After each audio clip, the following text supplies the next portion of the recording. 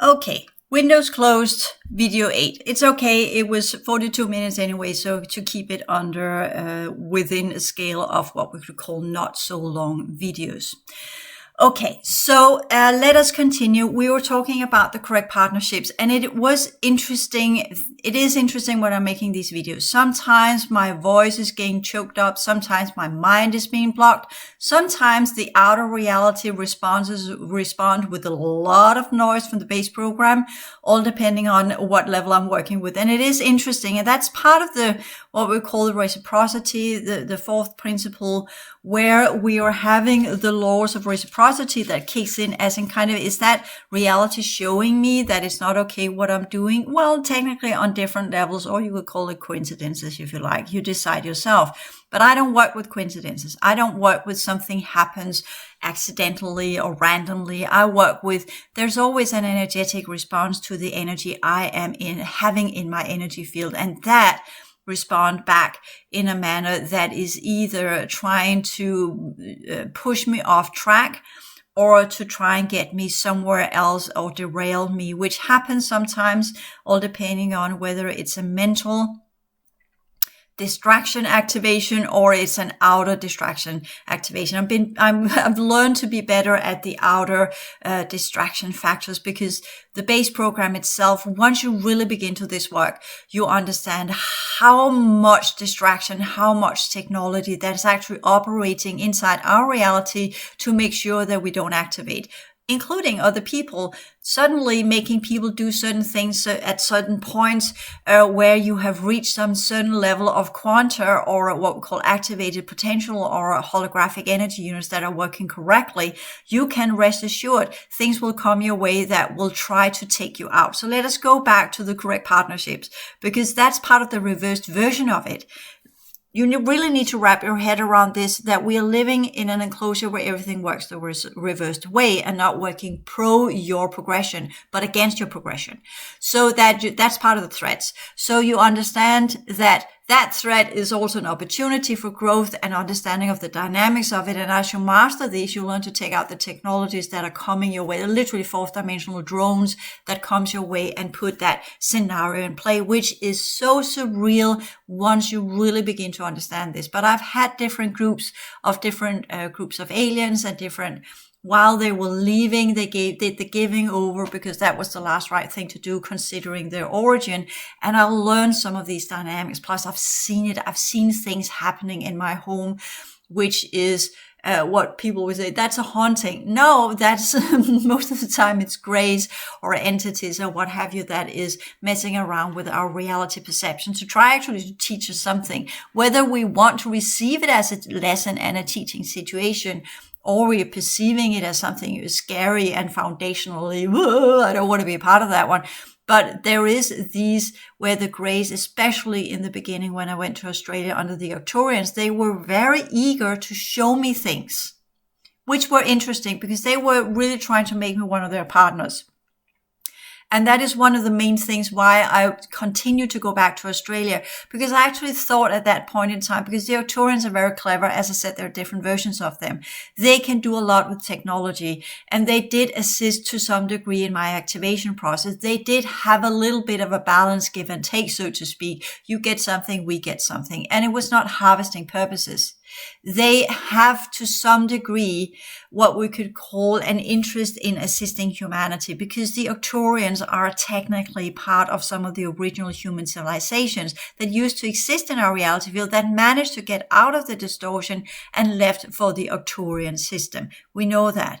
And therefore they do feel they have a little bit of giving back. But they are also having huge trade interest with other groups around them that are harvesting this system, that are here to sustain themselves, which they are not doing. They don't need to do that in the same manner because they have solved the equation earlier on. But they can't demolish these trade systems. They are depending on some of these other factions. If not for technology, then at least to keep the peace so that they will not be overtaking. They are living in what we call a more hostile matrix than we are. So therefore, they have to be very careful with their choices. The same with the Athenians or the Mantids that have chosen to say we are collaborating with everybody, but we are not aligning with anybody. So that's a very, very complex way of living. But as long as everybody knows that's the rules and that's how they do it, then you can't really blame them. You need to understand their purpose and their function. The moment you do that, you understand their strategies of survival. You understand it. You don't have to agree with it, but you understand it, and then you know how to respond to it correctly. So that's the whole purpose. I also understand the Dracos. I also understand the Draconians and the Dark Force, and yada, yada, yada, yada. I don't need to agree with them, but I know what they are. I know how they operate. I understand their MO, and I understand their genetic composition. I've classified them. I know what they're made of. I know how they could heal.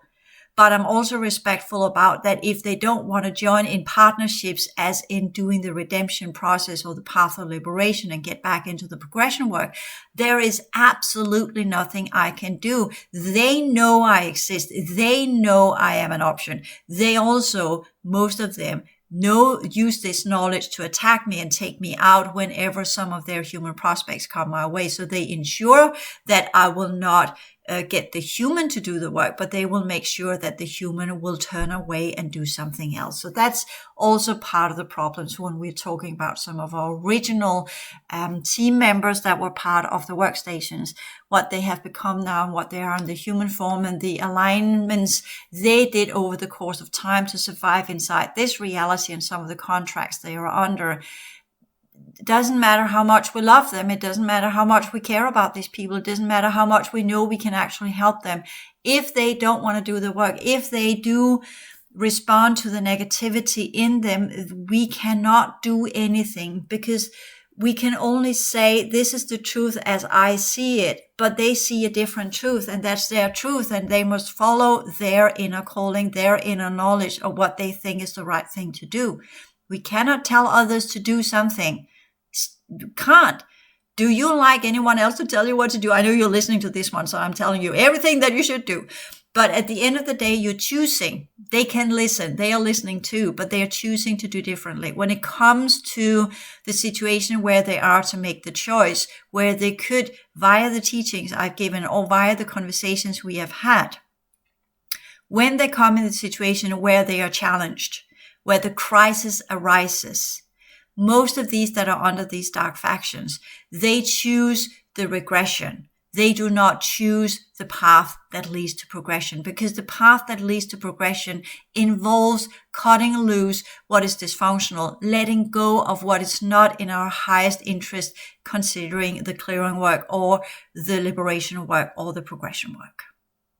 So we understand we go back to, again, the correct partnerships, works on the dynamics of either progression or the regression spiral to attract the appropriate partnerships for us, be it in our clearing work for the highest purity rate, freeing work for the highest standards. You free yourself from this system by the higher standards of existence. And that's what the Buddha taught us as well. That's why you got the Eightfold Path and all of these restrictions, right? But that's the path of liberation. If you want to get out of this system, you become an honorable person energetically and physically and emotionally and mentally, and you operate within that understanding of constant purification, constant observation of what's going on, mindful assessment of what is going on, self, others, reality, and responding in a way that leads to the higher standards. And that's part of the Eightfold Path. And that's why I took the time to do my take on Buddhism. Even people are just listening to that one saying, oh yeah, I don't align with Buddhism. But that's because they're not seeing it within the context of the progression work, of the whole big pattern of change I am creating. Because if you kind of have missed that point, I am making a pattern of change by the whole Academy course material, by these podcasts, by everything I'm doing, by the way I'm living. I'm living it. I'm teaching it. I'm developing it. I'm engineering it. I'm pioneering it. I am transforming what I need to transform. I'm claiming jurisdiction. I'm doing the freeing work. I'm doing the clearing work. I'm doing the progression work. I'm doing it all so that my pattern of change has all layers of what a complex information system needs. The theory, the practicality, the implementation processes, the psychology, the sciences, the dynamics, the methods, the original versions of it in this reality, the current versions of it, the future versions of it, etc., etc. So if you kind of say, what is a pattern of change? Look at the work I've been doing and go through all of my material. You say, oh, that's what it takes. Wow. So when we talk about the systemic dynamic business model, and I'm not just thinking about system thinking business model, which you already have, where you kind of understand a business is part of a system. No, we're saying systemic. And that means the solar system dynamic business model, that we are self, others, and reality field. And that's the business model we need, not as in kind of the other people or avatars or targets that will buy our product. And therefore we need to market our business, and we need to find out ways to sell our product and marketing processes, yada, yada. Not interested. But we are in this, can we create a sort of business that amplifies our own progression work, our own freeing work, and our own clearing work, that at the same time assist others to do their clearing work, freeing work, and progression work, and at the same time build the path back into the original density one reality field, where we can then begin to work as a collective to restore the original density one reality field, because we technically can. It is possible. If we're enough 10% with the original understanding of everything I've taught and are living by the dot. If we could return to the sixth dimension, we could repair the system. We could turn it around. We could make it an outpost again. But we would have to know who and what we are. As I said, the same dynamics I've been dealing with the dark ones can be done with reality fields. But it takes a group of people that each and one represent the original reality field configuration, because that's also part of the lineages and part of our original purpose and function. And you really need to grasp that idea, because that's where we really, in our 3-step rocket, gets into the highest level of the understanding of the progression work. We progress to develop our reality field so that what we are will influence the reality field, and the reality field will feed back to us with more energy that will assist us in growing further in that potentiality until it becomes a probability, until it becomes a manifested type of reality. That's how the correct partnership with the world we are part of works. What we are, we influence our reality field with. And the feedback loop is that if we do it the correct way, we get more holographic units to do what we are doing. We get more energy sent our way, so we grow in strength.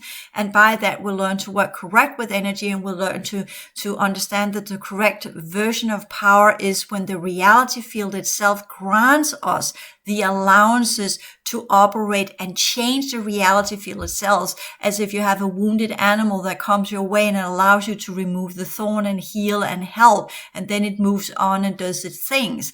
That trust, that connection between reality field and you, because you are working in a way where the reality field with the original configuration and purpose under the ancient ones can see, yes, you're in alignment with the foundational ideas of why you exist here. Good, I'll give you shitloads of energy so you can continue doing the work, because it's good for me, it's good for you. Let's do that.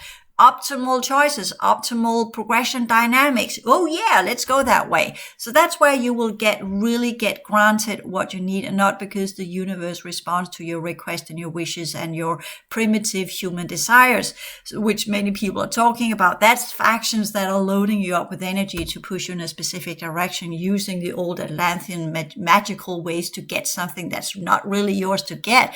It's within the base program, is distortion anyway. So that's why I'm not interested in human power and leverage and money and blah, because it's distortion energies. And I want more of that. I want more of the original energy, where I have a huge world that looks at me and say, go for it. That's the recognition I want, not all the other stuff. Who cares? So that's the final true recognition. Those of us who are striving for the perfect progression, for the highest rate of the many, that is where the reality itself says, yes, I get you, girl. I will support you. Where mother looks at you and say, yeah, you go, girl. That's the praise I want. That's from her. That's the top ultimate response mechanism of the correct partnership, where we work in tandem with the original energies of our system under the ancient ones. That's grand. Okay, just to put it in human terminology. So we here understand that the partnerships can be by any life form here or beyond, and we are to work with all of them to either clear out the regress timelines and thereby the genetics we hold, we are participating on together, or to build a new reality in the progression work, which I here have discussed in a different manner. The appropriate partnership ushers us into a creational project, or to start up a community where our relative reality can expand for the highest good of the many. Naturally, the partnerships can also be of a lesser fortunate character, being the adversaries of our past lives, which I have talked about. I want to put in a little bit of fun here. Try and look up the meaning of usher. It actually means to be in service of. So an usher is a servant. So we are the appropriate partnership, literally means to be in service of each other's progression work, which again, we are not exploiting each other, but we are putting our skills into the mix so that our creational project that we are making together can lead to a highest progression rate for us, others, and reality. And again, we are the servants of the reality field. Again, played with the idea of being the servants of Christ, or being the the servants of Christ. Again, taking into this whole Christ idea. Again, Syrian, I keep repeating that. That's why it's male oriented. That's why Logos is male. When the matter of the fact is that our original program that runs our original density 1 is female by progressive dynamic standards, meaning going for order, law, and harmony, and not diversity and chaos and entropy as it has become under the humanoids. But originally, of course, it was diversity and the different forms of transformation processes that led to different forms of existences, which is the multiplying of life forms in various ways, which again is a little bit off the original progression world dynamics. But you remember, we divided on that one back in the holographic metaverse a very long time ago. The work has to be engaged in as well to complete this cycle and eliminate all unfinished businesses. And here I'm playing on the double understanding of business, because business is being busyness, being engaged into something, right? Busyness. Learn the words, not just about a business, but it's also about busyness. So we occupy ourselves with some kind of creational project where we can unfold our potentials. That would be the thumbs up of all sorts of businesses. And I'll go further into that when we begin to talk about the systemic, dynamic business model. But so we understand that business is not just about earning money. It's actually about expressing our consciousness core potentials inside the base program. And by that, transform the reality we're part of. We are creating business. We are busy, and we are involved in busyness and work to transform our reality field. That's the top goal of why we do business. If it then at the same time also give a little bit of payback because others find it a good project to invest in or buy the product of, then good, fine. If that gives you a lot of money, fine. It's not about we have to be humble and poor and whatever. And it's nice to have a surplus of money. But if you get enough money coming your way, you should actually reinvest it and use it into some kind of non-profit supportive work or something where you give what you have gotten, put it in circulation, transform something else with it. That's the correct use of power and the correct use of energy, so that we circulate what we get. We don't hold on, cling on, and have a shitload of money in the bank, because what's the point? What is the point? That money needs to be put investment into projects, into technology, into things or events or information systems or services that will assist our joint race to get through some of the obstacles of the future. I'm still sending that one out to all the billionaires. Come on, invest your money into we have got so many things that we need to do. Come on, you got so much money. Use them. Solve the water problem. Do this, do that. I know we can't go in as the white colonizers doing things, but there are so many skill sets within project management and within innovative management and within leading innovative teams, etc., that could be taught, occupied, dealt with, shared, whatever, in other countries around the world. Make a global educational system for all managers and all who wants to participate and all businesses or whatever. We could do that shitload of things, but that's part of the pure pioneering work. At some point, I'll begin just addressing that on YouTube as well, seeding in that pattern of change, because that's a pattern of change too. Business leaders and all that are busy inside this reality working for their selfish purposes must learn to turn that around and understand everything they are creating and producing should be for the highest good of the many, should be part of a reciprocity circle of services and goods that are self-sustaining itself, you know which words I'm looking for. That's so difficult for me to say, but it's a beautiful word, but I have issues with saying. But it will repeat itself over and over and over again without creating entropy. So that's how we will break the entropy chaos system dynamics if we really begin to work correctly with the energy of our system. Instead of creating it for selfish purposes, which creates distortion and entropy and chaos, we are working with it to create the opposite, the patterns of change that develops into more progression, into more reality dynamics put in play, into more purified energy, which will then amplify what is put in and will make it grow and will make it prosper and multiply it exponentially into the positive progression standards and the progression spiral. And that's the truth behind continued energetic systems that continue to elevate and continue to exist and does not create entropy and does not go into regression. And that's the true understanding of the teamwork.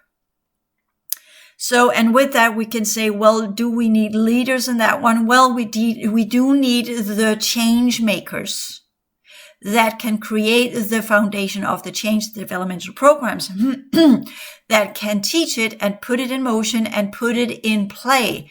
And then we need all of the amplifiers that are joining that idea, that pattern of change, by doing their own stuff, being their own managers, their own leaders. And again, when we talk about managing, we're talking about administering practical systems of thought, business, money, what have you, managing something tangible. Whereas when you're leading, we're talking more about ethical, moral, supportive, this is how we do things, set the standards, being the role model, leading by exemplification, as we talked about, which is the only way you can lead, where people can see, yeah, that's actually someone I can respect. If there's a leader you can't respect, it's not a leader, that's an authority. That is just telling you what to do, and you are doing it because you have no other choice, but there's no respect. And that does not create propulsion. That does not create progression. It just creates more distortion and hatred and harmful energies. So that's also part of when we talk about the business models, but I'm putting it in here because that's where it's suitable to put that motion in when we talk about partnerships, because that's the key word in business, and in the systemic dynamic business model. That's what I wanted to explain to you, and that's why I took it up here, so you understand the difference here. I'm not just doing the normal business model because I couldn't care less. I studied that 20 years ago, or 30 years ago actually, and it was interesting at the time because there I was within the base program, but I grew out of it because I was just kind of saying, yeah, we're dealing with people here. Should we not work with people instead and then change the people, and then whatever ideas we have of the system we are part of will change accordingly. So I took it the other way around. Instead of trying to change the system, we need to change the people. So that's also important to understand. So being a chaos pilot covers many different bases where we are working with the understanding, okay, we work with the transformative energy system and the principles and the rules and the laws when we are developing ourselves and progressing ourselves into our highest progression rate and our potentiality for the highest standards and the highest purity rate. That's the clearing work, and that's the liberation work. And then we work with the understanding that we have to free ourselves of contracts. Put it that way, if you want to climb up the ladder of progression, or the ladder of power, or whatever you want to call it, the hierarchical structure of our reality, you cannot be a slave. That's the base program. People inside the base program are foundationally speaking, most of them, the majority, 60% are slaves. The rest are imprisoned or dumped here or part of the bloodlines or what have you. And we don't calculate these in because they're kind of a breed on their own. So we're talking about the general human population. They might not see themselves as slaves, but they are slaves by their desire, their thoughts, their emotions, the bills that have to be paid, the way they see themselves, the way they work with energy, the way they work with everything has no freedom in it. It's enslavement from A to Z. They're a slave of their needs and their desires and what they want from life, all indoctrination, all programs, all institutions, all cultural settings that are keeping them stopped in specific ways. As long as they're following these programs, they might feel they're a little bit free and they can do what they want. But if they just try to change their ways a little tiny bit, they will discover how entangled they are in a program that is literally limiting all of their true mechanisms of expressing who and what they are, being completely authentic with their original purpose and function. Just to put that one in context. So a chaos pilot is one that kind of understands, I'm trying to break free of this enslavement program. And that's where chaos begins. And that's where you need to learn to navigate through all of the obstacles of that, where you learn to understand, I'm sailing into dire strait. As long as I was in the base program settings, I might have been unhappy. I might have misery. I might have all of these dysfunctional things. And it might not be the best place and yada, yada, yada. But it's nothing compared with when you try to break out as the Truman Show. When you want to get out of the Truman Show, that's where things becomes very, very complicated. That's where you understand you're leaving the eye of the storm and you're moving into the hurricane. Literally, things will be thrown at you. You're in wild forces of nature, wild forces of reality, and factions and shit and whatever will come your way. You'll be knocked over again and again and again by the things that are thrown at you. And that's why the chaos pilots know, okay, I am now leaving the eye of the storm. I am moving into uncharted territory, where I am literally looking all the monsters of the sea, of the ocean, of above and below and behind and in front and whatever's going on. I don't know what I'm sailing into, but I have myself to trust. And in that chaos and all of that, you learn to be in that force field that is part of your energy system. You learn to create who and what you truly were to begin with. And there we have all the psychological processes of when you try to become who you are, the entire system that is around you will resist it some way or another. And that's where in all of the material I've worked with so far, I've talked about, yes, we have the highest level, the principles, the laws and the rules that goes with the higher order energy system. But within the base program, these are normal psychological dynamics, which I talk about in the future human projects, as well as all over the place, where you learn to deal with what's in front of you. You learn to deal with other people in a manner that is suitable for who and what they are and what they need to hear. Not that you're manipulating them, but you're creating a non-entanglement situation where the energy is harmless, where it does not create more distortion, but leaves them within their comfort zone so they don't get stirred up. And you are who you are, as authentic as you can be. And in that, you might have to use a little bit of words, a little bit of toolkit, as the aliens are doing to us as well, where you just kind of saying what they want to hear, but you're still authentic in what you mean. And the reason why I'm saying that is I learned that from the aliens. This is unfortunately how the way we're going around. Similarly, when I'm having sessions, I need to speak the language of the one I'm working with, or the one that has chosen to work with me. I need to speak the language so we are talking within the same frame of references, so we are within the same systems of thought, so we understand each other foundationally, so that we have the same understanding of each word, so we understand what we are dealing with here. So when I'm working with other people and they're expressing some kind of emotion, it's up to me to find the correct emotion to describe when I give feedback of what they're experiencing.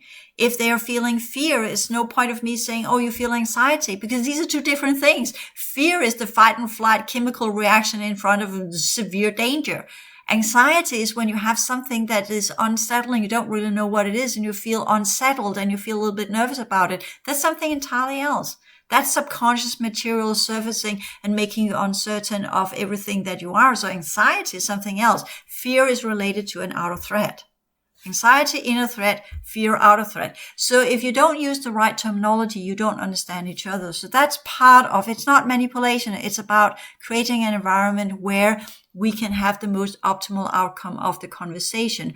Even if it's within the base program, even if the one we're talking with is a great predator that's behind lurking as a huge cobra in your face while you're talking to that person, you will still try to talk to the person and then energetically at the same time dealing with the cobra. That's my life in a nutshell, right? I'm dealing with people and at the same time I'm battling their factions or whatever is going on, working on two levels, telepathically and in communication with the human. So that's the double awareness in its inner, outer, or self-other axis, where we really learn to navigate as chaos pilots in the sea of different forms of threats that comes our way when we're doing this work, as well as opportunities. If I do have a person that comes with a lot of potentials and at the same time I'm having all of these visions of, oh yeah, we used to work together, I'm weeding through that one as well and doing the double awareness there too to figure out, is it actually so, or is it grace, or is it programs, or overlays, the manipulation, and are the clone, is it true, blah, blah, blah. So I'm always having multiple complex information systems activating on the different dimensions of my perception field, where I'm processing the information on their own layer compared to the purpose and origin of whatever's going on there, while I'm still dealing with the in-base program human interface system, which is the organic vessel, and the emotional and mental field, that's the human interface system, which has a personality on its own. It has a sort of intelligence, right? We can remove the energy system and it will still go on. These are the clones. They don't have an energy system. They only have the biofield, the emotional field, the mental field, because they're linked up to cubes. So they don't have an energy system, but they're run by cube technology. So that's the clones that are inside reality as well, put there to administer and seed in the alien hijacker technology. The clones were created to uphold the reality field as we know it, and the Neanderthals and some of the early primitive humans were part of that seeding in project, along with other experimentations they were being later on adapted into. Okay, so that's a whole other. So technically, our physical form is engineered to uphold the hijacker reality program. So we understand that one too. So I keep talking about Australia, and I want to go into the Arcturians, and I keep getting derailed in all sorts of other directions, which is enormously interesting. So apparently there is some kind of block stopper going on there. I kind of get into it, then I get pushed in other directions, because then I feel there's something else I need to explain. So let me just push it ending this video, and then we'll see if there is more to gather there, or we will say, well, this is the last video of this course, and then we'll just jump into a summing up of video 9, which would be appropriate. And then we will work with the business model. I'll take some time. I actually got a lot of, when I went to Australia, of insight in a sort of future business model that could have been with some of the colonizers of our planet. So technically it's not adaptable.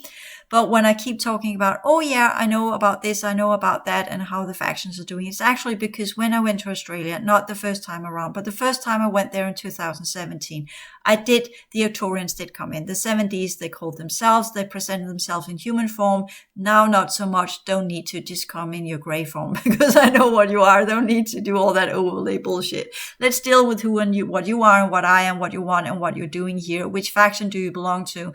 Oh, you're under the Dark Ones, not so interested.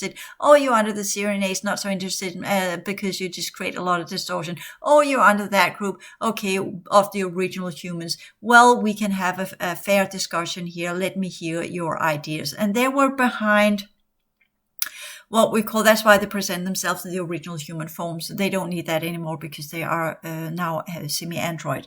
But at least when they're working inside this system, in their own system, they are different features. They have developed into different forms of racial features that are not very tangible in our understanding of things, but they do have forms. They are not floating light bubbles. That's not what I'm saying. I'm just saying that's a kind of civilization that we could have changed into if we have followed that path, but they have changed because they are in a hostile system where they need to be very shape-shifting. Let me just put it that way. That's why it's difficult to nail down. They can present themselves in different forms, all depending on who they're dealing with. They've literally taken diplomacy to the next level, let us put it that way, being able to shift into the form of the races they're dealing with.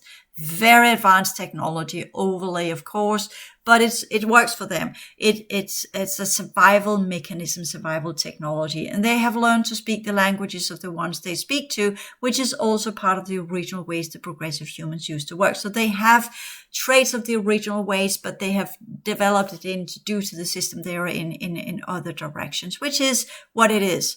But point being, so they presented themselves to me in their human form, visions, of course, coming in, putting a lot in motion with, I went to Australia the first time. I visited a girl there. You've heard it talk about other places. That's not the point here. The point is that while I was living at her, which did not go well, and I came home very traumatized because the factions that had her under control, literally, she was the mother of 4 children of different factions, as it is within Australia. That is not particularly positive. We have a lot of stuff going on in Australia that's really, really bad. And the Arcturians at the 70s there, they wanted to change that. They technically, because there are portions of our humanity that are still linked to Arcturus due to their origin here. So they do have an interest in trying to elevate the ones that carry the similar type of genetics as they have, as all of the races that are coming in. That's their prime directive technically. Not that it makes them our forefathers or anything, because that's bullshit. That's the more negative ones that I just want to make people compliant by giving them that buzzword. Here we're talking about people saying, yeah, we came from the same lineages, but we have developed in different directions. It makes us distant relatives. And by that, we have joint interests on specific levels, of which one is elevation dynamics and progression dynamics. But we are not connected anymore. But we are here because we need to undo some of the entanglement of some of our ancestors. And there you can say, well, they can tell you that you are their ancestor. That is probably correct, but that would actually mean that you used to be part of the same lineage, and therefore you used to be connected. And if this is a complex one, because in a way it's correct when they say they are our mothers and fathers, but it is also incorrect. And it's a twist of the truth, because technically we are on the same level, but we have regressed to such a degree that many of the races out there do call us children. And the reason why they want to call us children is because then they have the mentor superiority take over, handling, level of dynamics. That's the dynamics I wanted. That's the word I was looking for. They want the dynamic where they're in control of us. Like a parent, right? Parent is there to teach you, guide you, help you, assist you, grow, make you grow, etc., etc. So they're using that imagery so we understand that's what they're here to do. But they are not technically our parents. That's incorrect. And I'm actually sending a message because I'm in contact with them. I'm actually sending that should not be used when they are connecting to us. That does not empower us. That actually makes us into children. And we are not, if we are to do this, we can't be children. We must mature. We must face the realities.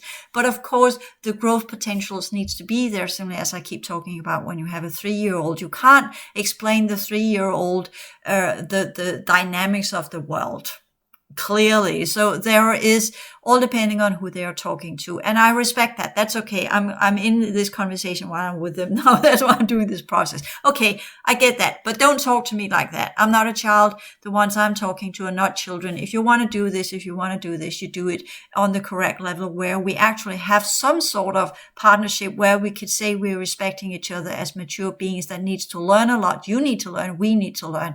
But perhaps we can join forces there as long as it is in our common interest. And that is typically called a corporation, or it's called where you kind of go into, I forgot the word here, but there's a specific word where you don't do a contract, but you work parallelly for the same goal. You kind of for a short period of time work in a sort of coherence without being interfering. Dynamics. energetic dynamics. Very important when we talk about these races, because it sets the standard of how we're working together. As in, down the line, when we're done with this project, we have no further business with each other, and you have no claims of me and I have no claims of you. It's kind of patenting the work, as in whatever I invent belongs to me, whatever you invent belongs to you. What we work together with should be a joint project that can separate, so what is mine will be part of my share and what's yours will be part of your share, but you will have no claims of my share and I'll have no claim of your share.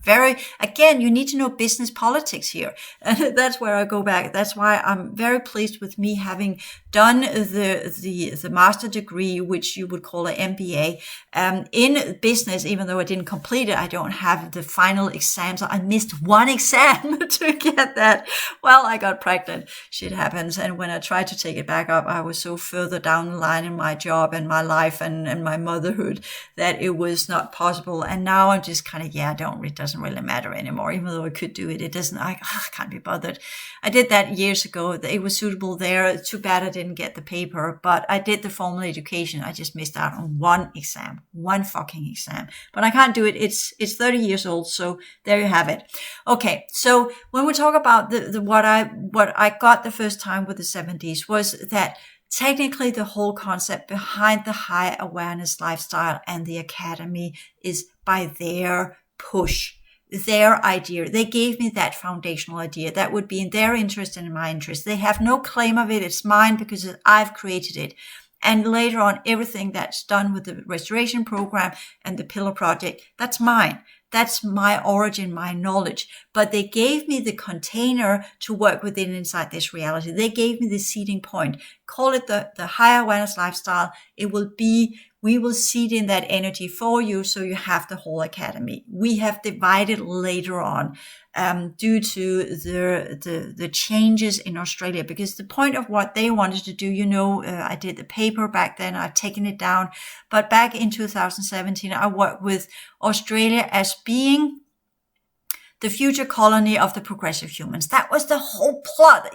Yeah, that's huge, right? That was humongous, but that was the idea. And then I was to work with certain people there, and they would come to me under the laws of correct partnership, and we would begin. That's the whole idea I got. I got home very traumatized because the girl I lived with, the mother I lived with, she completely turned, and she went, wow, never experienced anything like it. I'm just going to round it up with the last severe, it ended in a complete crisis because it was such a mismatch because of the kids, etc., etc. She was literally calling my airline company. We had 7 days left, but she needed me out of the house. So she called my airline, and she was yelling at the woman the other end, find out a way to change the ticket so she can go home. And I was completely under so severe attack, I couldn't gather two thoughts. I was just out of it, including some personal experiences that happened. The 70s removed that connection that the other factions had created, the other Greys had created to that guy I knew in Australia, right? So there was conflicting interest between the factions going on in me as well, plus the attacks, plus all the shit that was going on from the Chinese factions in Australia. That was ridiculous. I never, ever experienced anything like it. So I was not at my full wits in that situation. So I ended up paying what we call 1,000 Australian dollars to get back home, which is the same price as a complete new ticket, which was ridiculous. I could have spent the 7 days in a hotel and had an experience of Sydney if I had been at my full wits, but there was so much going on, which I'd never encountered before. So I just wanted to go home, and I came home and I was demolished. Seriously, that was a hit of proportions. But I still continue with the whole academy and that idea because I already played with the idea in a different context within the Danish system. For a long time, I had already back in 2004, I had visions of me creating a school. So it was already there. They just took my idea, they gave it the extra push, and they gave me the seeding card, the jurisdictional rights inside Australia. And that's where I want to continue in the next video, how that played out, because that did not play out so well, because what they were technically doing in that joint collaboration there, they were giving me energy to seed in, but they were originally not welcome there. And that's why they began teaching me about the Australian colony under the colonizing races, the different insectoid races, the different races that have projects down there. And some of these different racial groups of the insectoids and avians that wanted to join the Arcturians in that new version of Australia, which would be the center of a new type of humanity, not hybrids, but in a different way. They explained this to me. I wrote a little bit about it in Australia Colony text material, which I've taken down because as they were trying to develop this, we moved further and further into the Orion overtaking. And as the Orions took over, they also took over Australia. And that pushed out the Arcturians. So they have no de facto power in Australia anymore. So that's also why I was eventually in 2018 completely pushed out. And the last thing I heard was, you're no longer welcome here. But I want to talk a little bit before the Orions took over. The Orions literally pushed me into that one. You're not welcome. That's why it turned darker and darker and darker and more shitty. And they used this guy I was connected to, which I used to have a brilliant teamwork with in the workstations, turned him completely against me, and all of these kind of things, including some of the ones I was trying to work with. So, but let us work with the first steps where it was under the umbrella of the Arcturians in the 70s, and they were trying to get their foot into Australia, try to create a new colony there, and then showing me the obstacles and what we were to deal with, and the whole assessment process and the complex patterns of change that needed to be done, and all the different programs I was invited into by the different remainers of the old world order that knew that they needed to change their ways because of the dismantling of the original interactive simulation program, because of the challenges that would come our way in the future, and because Australia would be the perfect continent literally within the fourth cycle to recreate a colony that would go into the fourth dimension, the fifth dimension, the sixth dimension, and by that be a transition point for humanity. And of course, the Orions, they dismantle all of that, and the Baals and all of the things that have happened ever since. But that was the project, and that's why I engaged myself in it, because I thought, well, if we are going to go somewhere where we could create a continent of progressive humans, that would be it. It's in the middle of the ocean. The South Pacific is connected to the original Lemurian grid system. It's connected to the original 612 pillar, and it's connected to Antarctica that has some huge under ice laboratories that goes far back to Lemuria, including there are still remnants of the original experimental projects that I used to be the administrator of in Australia. So now you're really beginning to get, okay, when we talk about business, then you really begin to understand what I was actually trying to do in Australia. Not as much work with people per se, but actually trying to begin to, okay, are there actually some of the old world order factions that are interested in progressing humanity, lift them up to their highest potentials, and how could we do that in some kind of loose collaboration? And that's what that group of Arcturians wanted to do. So they are not just all bad guys, but they are driven by self-interest. They are not driven by pro bono, I want to do all I can do to help humanity. Nobody is. And that's also a very important lesson to learn in the partnerships that we engage with, whether it's humans or it's aliens or whatever it is. Everybody's driven by the original purpose and function. And if you ask me, am I just doing this pro bono for the higher good of humanity? I just told you it's part of giving my life meaning and purpose and assure that I recreate my original energy system. Nothing is done for free, so to speak, but it has to have a perspective of for the highest good of the many. So therefore it is both ensuring my interest in recreating myself, but at the same time, it's also having a positive effect on others, amplifying them to do what they need to do. And at the same time, it is beneficial for the entire reality field and the highest aspect of all that we are as races within the original 12 universal lineages. So in everything in context, has its specific value system and must be seen within that, but it must not be distorted and twisted, as we talked about people that are doing something that's foundationally wrong and then say, well, it's for the highest good of the many, so we avoid diseases, because we know diseases are the effect of dysfunctional energies. Everybody was just doing their clearing work and working in alignment with the original purpose and functions of this system, there would be no disease. So no, we're not exploiting others to obtain what we or attain what we feel is our prerogatives or our creational rights to be as human beings.